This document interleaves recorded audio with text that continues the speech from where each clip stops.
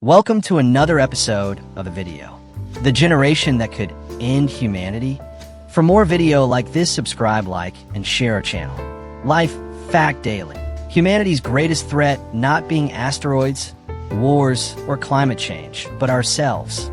Historical resilience of humanity versus today's quiet crisis. Why birth rates matter more than we realize. Comparison of past extinction causes versus self-inflicted demographic collapse. The paradox of progress. How wealth, education, and tech reduce birth rates. Generational shifts. Millennials, Gen Z, and the birth of the last generation. What does it mean to be part of a generation? Is it just the years we're born in? Or is it the collective struggles, choices, and beliefs we carry with us into the future? Throughout history, generations have risen and fallen, each shaped by the world they inherited and the crises they faced. Some became builders, others became warriors, and some were defined by despair. But today, three generations, Millennials, Gen Z, and Gen Alpha, are at the center of a shift unlike anything humanity has ever seen. A shift that might not just redefine our societies, but decide whether humanity even continues at all. This is the story of how we got here, and why many believe we may be living through the beginning of humanity's final chapter. Millennials, the first broken promise. Millennials, born between 1981 and 1996, entered adulthood during what many called the age of opportunity.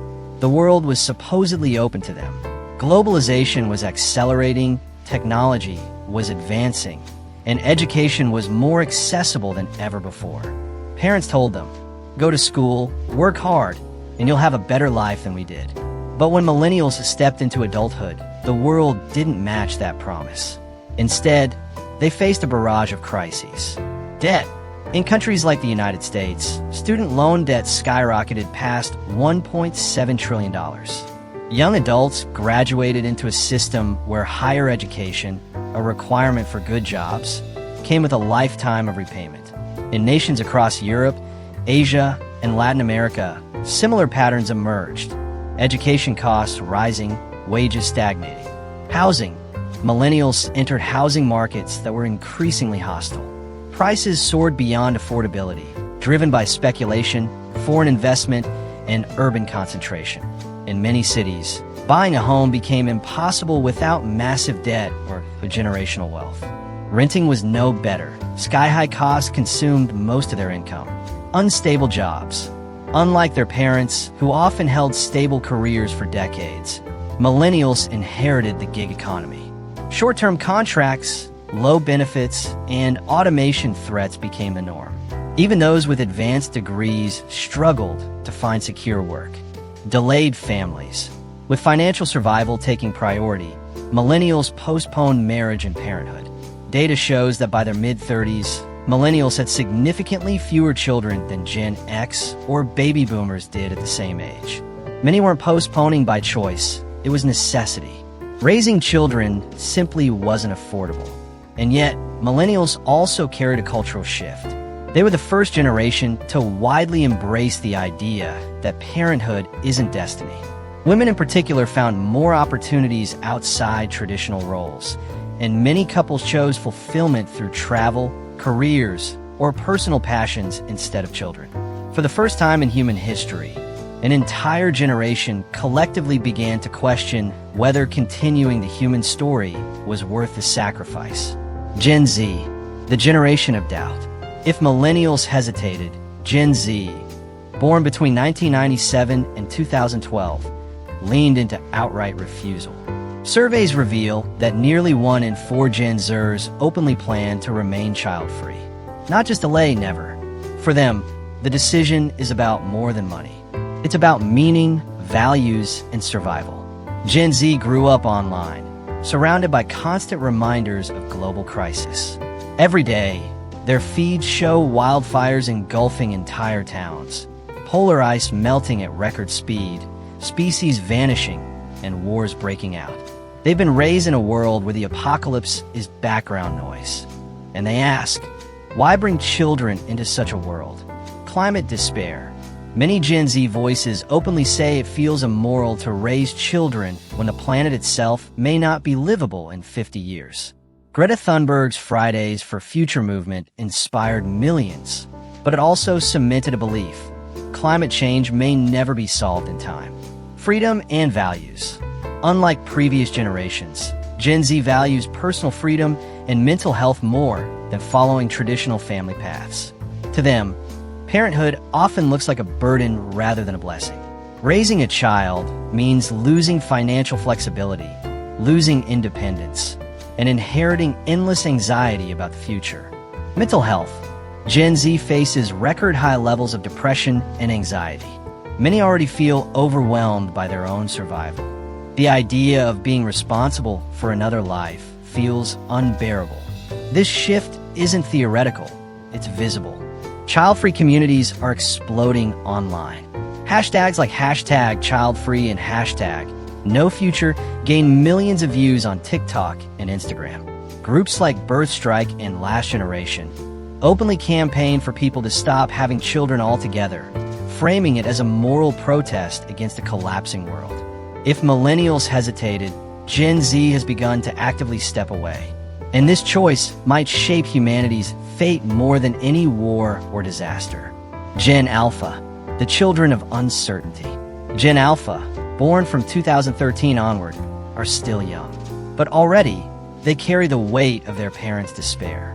Surveys of children as young as 10 show that many fear the world won't exist by the time they're 30. Imagine being a child and believing adulthood is pointless.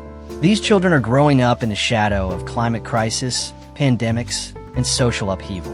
COVID-19 shaped their early years, teaching them that schools, friends, and even safety can vanish overnight.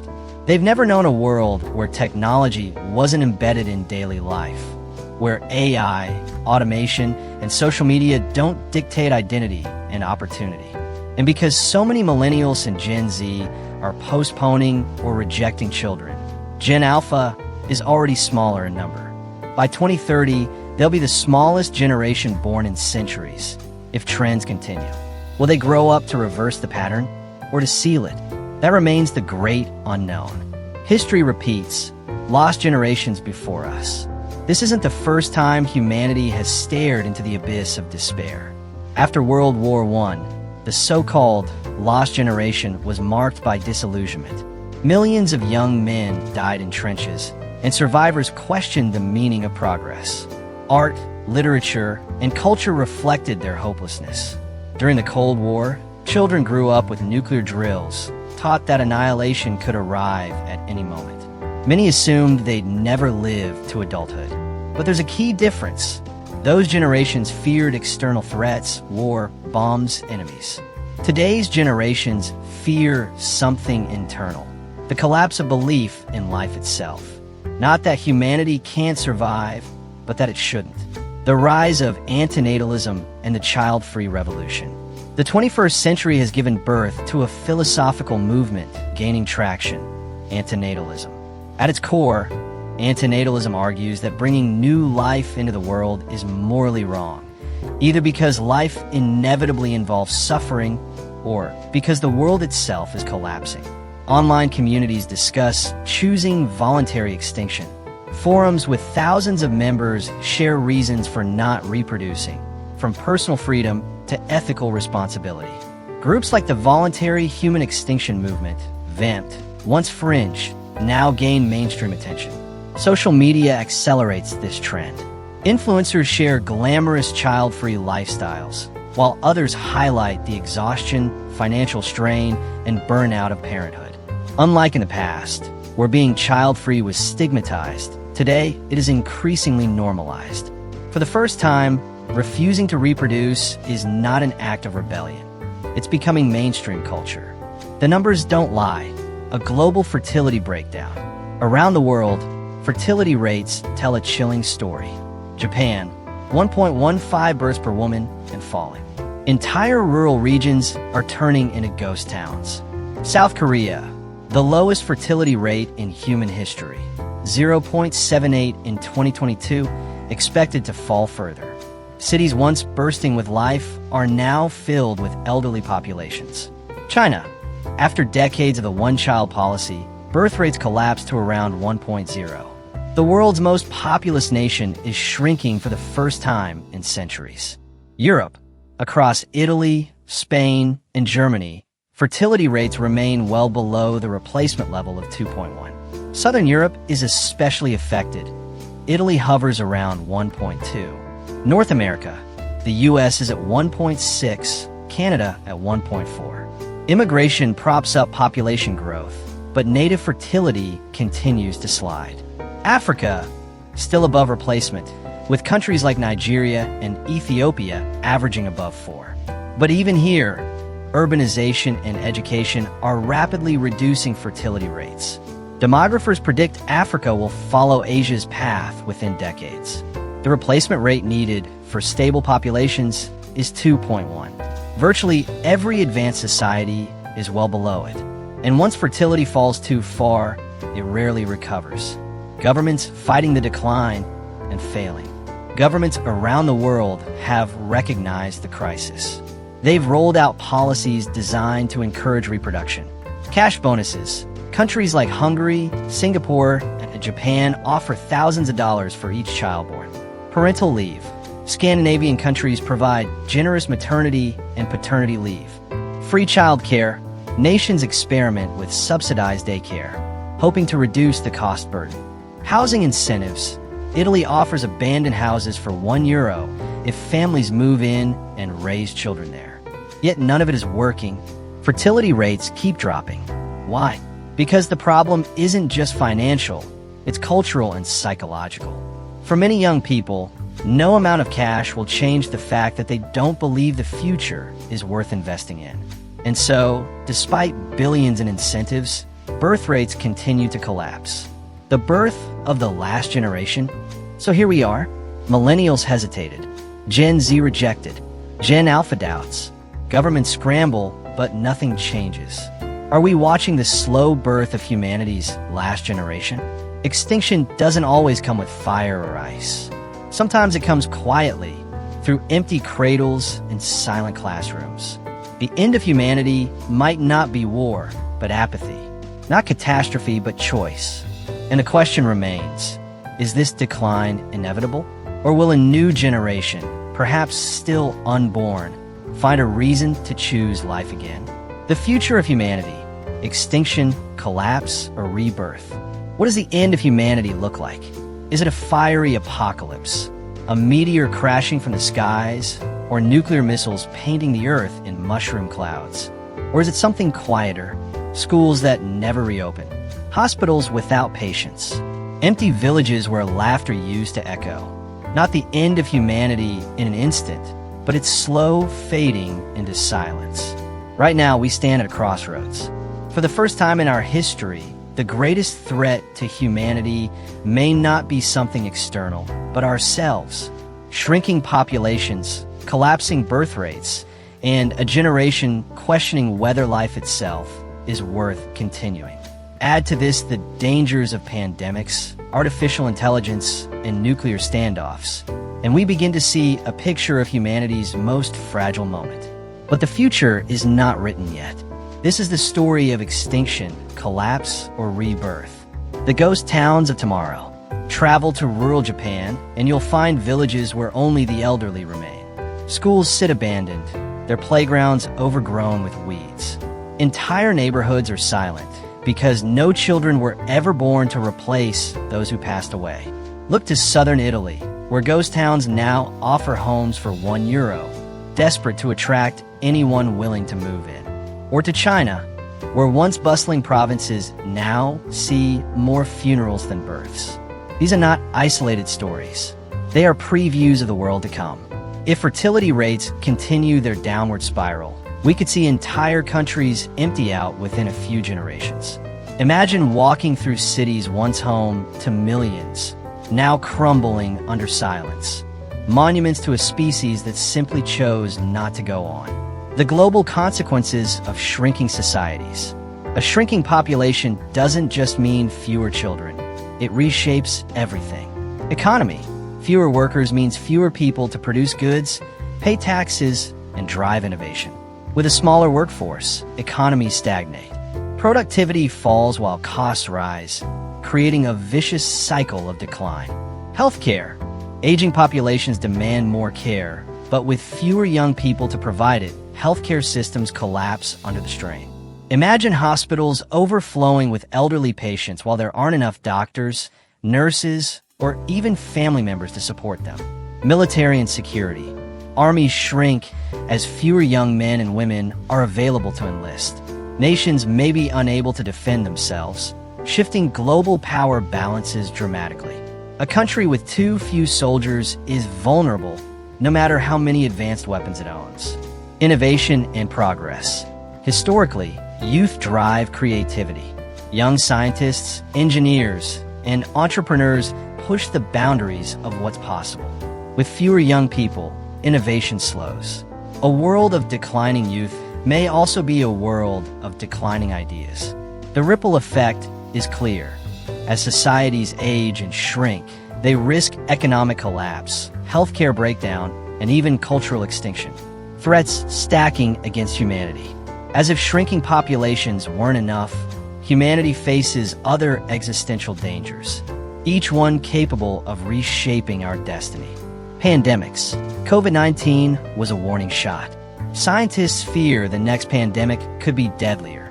Something with the contagiousness of COVID but the lethality of Ebola. In a world with fewer young people and weaker economies, recovery from such a pandemic could prove impossible. Nuclear weapons. 9 nations hold nuclear arsenals capable of ending civilization in hours.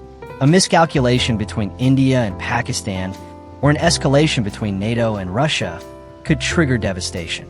With shrinking populations and unstable politics, the temptation to use such weapons might even grow.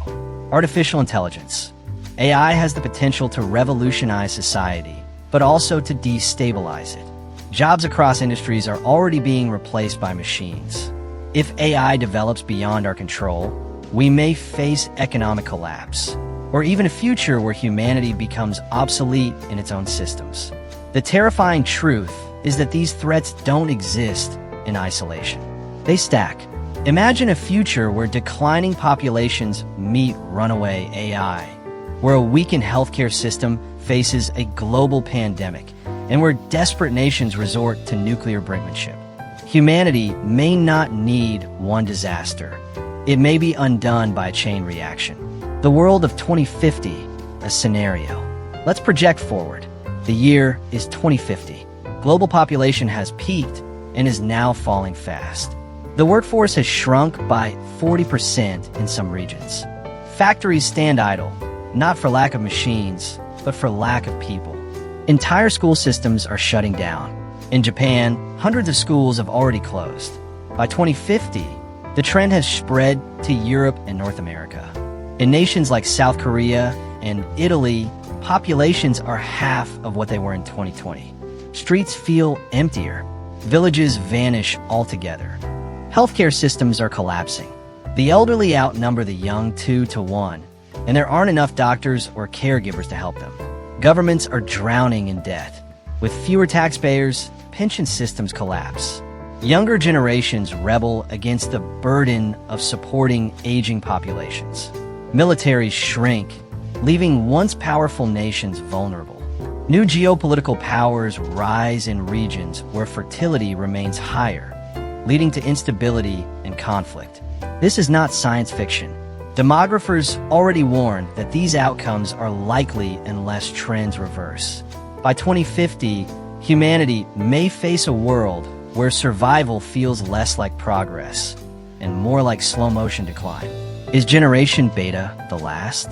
Generation Beta, the children being born today, may inherit a world already turning its back on the future. Will they be the final chapter in humanity's story? If birth rates continue to fall, Generation Beta may grow up surrounded by ghost towns and aging societies, with little incentive to continue the cycle of life. Imagine being a teenager in 2060, watching your country's population collapse around you, and asking, what's the point of bringing another child into this? Some scientists warned that once birth rates fall below a certain threshold, recovery becomes nearly impossible. Cultures of childlessness replace cultures of family. What begins as hesitation becomes permanence. And so, extinction may not come with fire or flood, but with empty nurseries. The case for rebirth, humanity's second chance. But decline is not destiny. Humanity has faced crises before and found ways to adapt. The story doesn't have to end here. What would it take for rebirth? Sustainability. Rebuilding faith in the future means creating a planet worth living in. Solving climate change, protecting ecosystems, and transitioning to clean energy are vital. If young people believe Earth has a future, they may choose to invest in it through new generations. Global cooperation. No single nation can reverse these trends alone. Coordinated policies on migration, sustainability, and population support are necessary. Humanity must act as a species, not just as individual countries. Rethinking family. Societies must evolve beyond outdated models.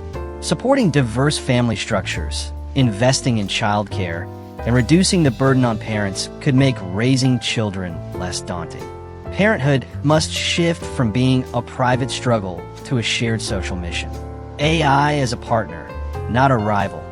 Artificial intelligence could destroy jobs, or it could free humanity from drudgery.